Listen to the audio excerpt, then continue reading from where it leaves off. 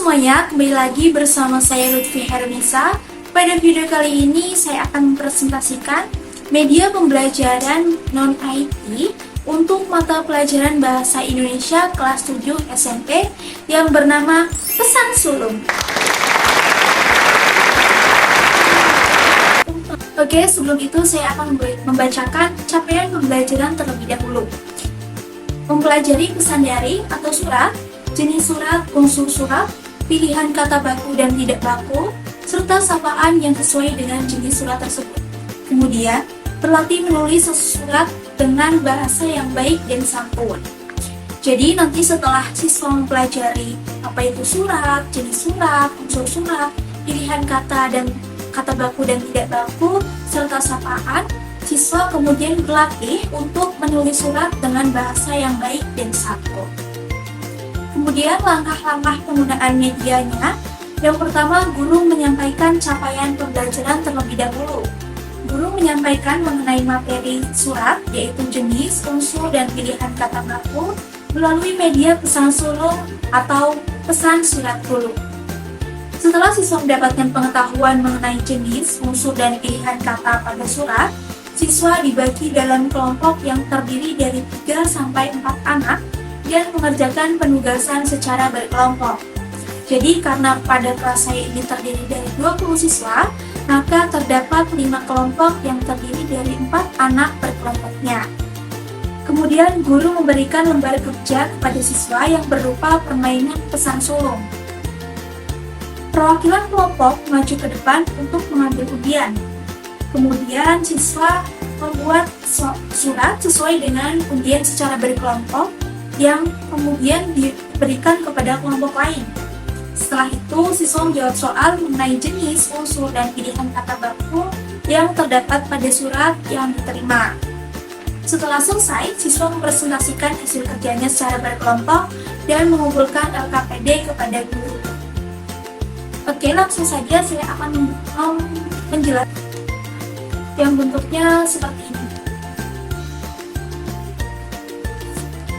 Jadi, di bagian sini ada pengertian surat, kemudian di sini ada surat resmi, surat pribadi, pengertiannya.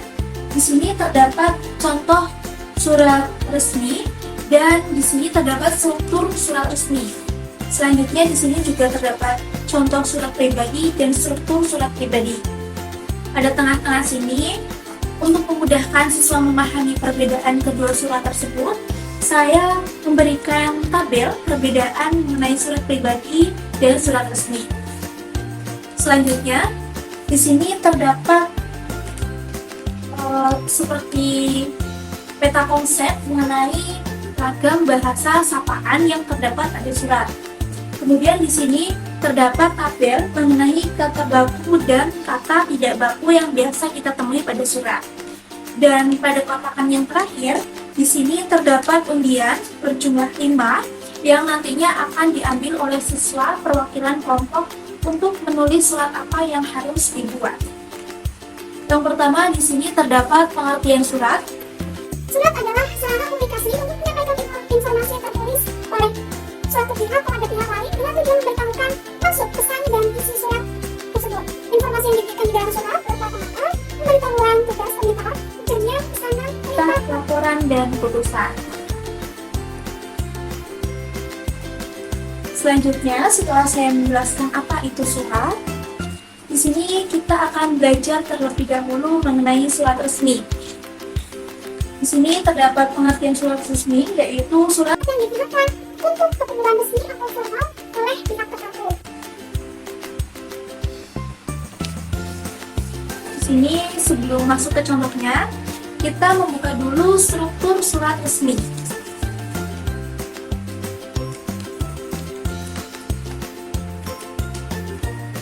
Nah, jadi nanti siswa bisa melihat secara berkelompok. Sistemnya adalah nanti akan dalam kelompok perwakilan 1 atau 2 siswa yang akan membacakan materi secara bergantian. Jadi siswa yang lain tugasnya adalah menyimak dan mencatat hal-hal yang penting. Letakkan lagi di dalam amplop. dan kita dapat membuka contoh surat resmi. Di sini terdapat contoh surat resmi yang dibuat oleh OSIS yang sudah sesuai dengan struktur surat resmi, yaitu terdapat alamat, tanggal pembuatan, kemudian nomor surat, selanjutnya tanda tangan. Selanjutnya kita akan belajar tentang surat pribadi. Surat pribadi merupakan surat yang berisi cerita atau informasi yang bersifat pribadi dan ditujukan kepada seseorang tertentu. Di sini terdapat dua gulungan ya. Yang panjang ini adalah struktur surat pribadi. Kita akan buka.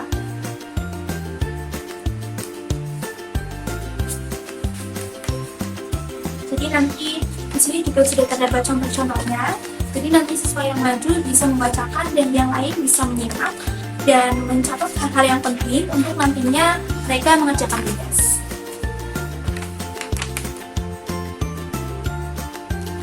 Selanjutnya kita akan melihat contoh surat pribadi.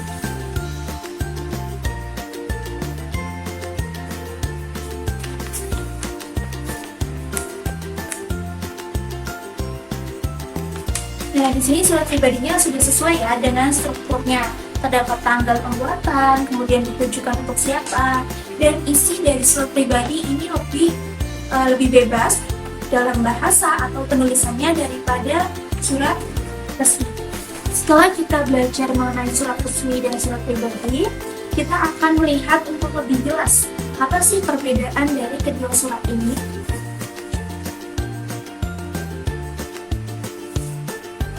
Untuk memudahkan siswa memahaminya, saya di sini membuat tabel agar lebih rinci atau singkat.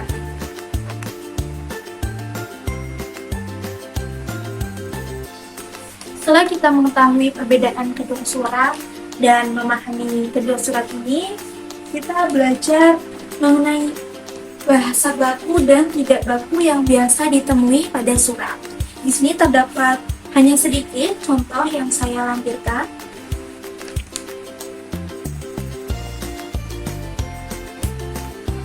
Dan kemudian di sini terdapat ragam bahasa sapaan yang biasa digunakan pada surat.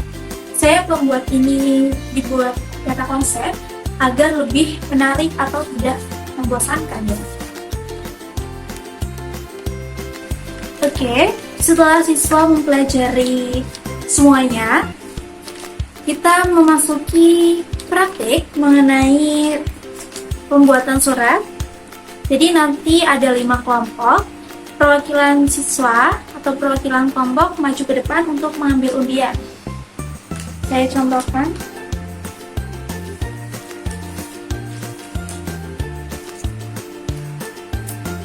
Nah, di sini ada tulisan surat pribadi untuk guru. Sebelumnya saya juga sudah menyediakan template atau lembar kerja untuk surat pribadi dan surat resmi. Untuk surat pribadi seperti ini, saya juga di sini sudah menuliskan apa saja struktur yang harus ditulis, dan surat resminya seperti ini. Jadi nanti tiap kelompok hanya mengisi yang kosong menggunakan bahasa yang benar dan santun. Oke, seperti itu saja presentasi media pembelajaran non-IT untuk kurikulum Merdeka yang saya buat. Sampai bertemu di video selanjutnya. Terima kasih.